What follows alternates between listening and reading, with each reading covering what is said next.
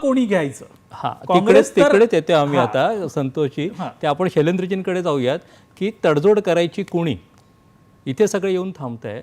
तर शैलेंद्रजी, हरियाणाचा धडा घेऊन काँग्रेस नमतं घेईल की महाविकास आघाडीतला सर्वात मोठा पक्ष आहे, हे दोन्ही अर्थानं बघितलं तर आमदार पण त्यांचे जास्त आहेत आणि लोकसभेला देखील सगळ्यात जास्त जागा काढल्यात, तर ताठर भूमिका घेईल असं वाटतं आणि पक्षश्रेष्ठींचं काय नक्की चाललंय त्यांच्यामध्ये. आणि दुसरं गोष्ट की सतत या महाविकास आघाडीवरती जो बोलघेवडेपणामुळे जो ताण येतोय, जे वाद निर्माण होत आहेत, याच्यावरती विचार होईल का, किंवा हा आघाडीच्या दबावतंत्राचा भाग आहे असं वाटतं का?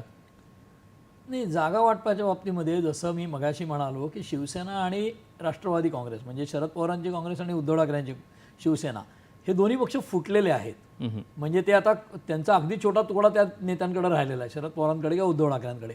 त्या तुलनेत काँग्रेसचे 44 आमदार म्हणजे तो सगळ्यात छोटा पक्ष होता खरं, जेव्हा सरकार स्थापन केलं उद्धव ठाकरेंनी तेव्हा. पण तो इंटॅक्ट राहिलेला आहे, तो पक्ष फुटलेला नाही. दुसरी गोष्ट, काँग्रेस हा राष्ट्रीय पक्ष आहे आणि त्याच्याही पेक्षा महत्त्वाची गोष्ट म्हणजे 15-20 म्हणजे 15 वर्ष सलग सरकार महाराष्ट्रात चालवताना सुद्धा काँग्रेस आणि राष्ट्रवादी काँग्रेसमध्ये शरद पवारांसारखा महाराष्ट्रातला सगळ्यात मोठा नेता असूनही काँग्रेसबरोबर जेव्हा बार्गेनिंग किंवा चर्चा करायची वेळ यायची तेव्हा शरद पवार सुद्धा असं म्हणायचे की मी हात टेकतो यांच्यापुढे, कारण ते चर्चेला भयंकर अवघड लोक आहेत काँग्रेसचे.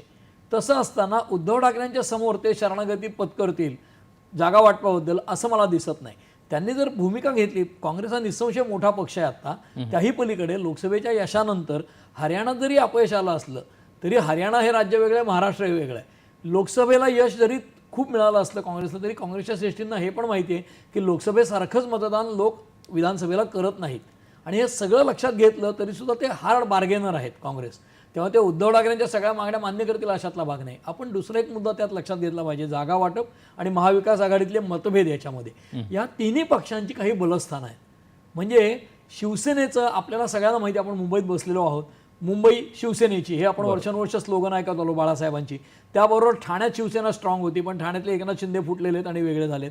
कोकणात शिवसेना पहिल्यापासून होती पण लोकसभेत त्यांच्या दोन्ही जागा गेल्या आत्ता. त्याच्यानंतर मराठवाड्यात शिवसेना जोरात होती पण तिथे जरांगेंच्या आंदोलनाने सगळी परिमाणं बदलली आहेत.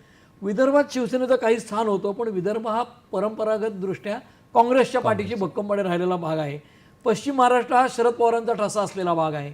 त्यामुळे काँग्रेस विदर्भामध्ये खूप मोठा लचका शिवसेनेला तोडू देणार नाही. मुंबईमध्ये शिवसेनेच्या बरोबर काँग्रेसचं अस्तित्व चांगल्यापैकी आहे पण राष्ट्रवादी अजिबात नाही मुंबईत. त्यामुळे ते घटक लक्षात घ्यायला लागतात. त्यामुळे ठाण्यामधल्या समजा जास्ती जागा दिल्या शिवसेनेला आणि तिथे एकनाथ शिंदेबरोबर लढायला लागलं. मुंबईमध्ये आहेतच जागा, तर विदर्भातल्या जागा काँग्रेस फार देईल असं मला वाटत नाही शिवसेनेला. तिथे तडजोड खूप करणार नाहीत. ते संजय राऊतांच्या बाईटमध्ये आत्ता आलं की एखादी जागा सोडली तर काय किंवा असं. तर खूप ताठर भूमिका जरी नाही घेतली तरी हे सगळे लोकांना डेडलाईन माहिती आहे, अर्ज भरायचेत वेळेवर, तेव्हा ते करतील. पण हे करताना आपापली बोलत असतात आणि शरद पवार याच्यात काहीच बोलत नाहीत आणि सगळं पिक्चर असं येतं की काँग्रेस आणि शिवसेनेचा मतभेद चाललेले दिसतात. पवारांची भूमिका ठाम असते, ते नेहमीप्रमाणे मीडिएटरची भूमिका बजावून यांना मी समजावून सांगितलं आणि त्यांना मी समजावून सांगितलं आणि मीच कसा शिल्पकार आहे या आघाडीचा हे श्रेय कदाचित मिळवतील. पण हे सगळं अर्ज भरण्याच्या मुदतीपर्यंत सगळं आलवेलं असं चित्र निर्माण होईल आणि बंडखोऱ्या ह्या पण नेहमीच्या आहेत, त्यांच्या नागदोऱ्या काढतील. मला काय त्यात फार प्रॉब्लेम वाटत नाही. खरंच रंजकता असेल ती फॉर्म भरल्यानंतर जेव्हा माघारी होईल तेव्हा चित्र खूप स्पष्ट होईल. बरोबर, ही चर्चा अशी सुरू ठेवूयात. मात्र इथे घेऊयात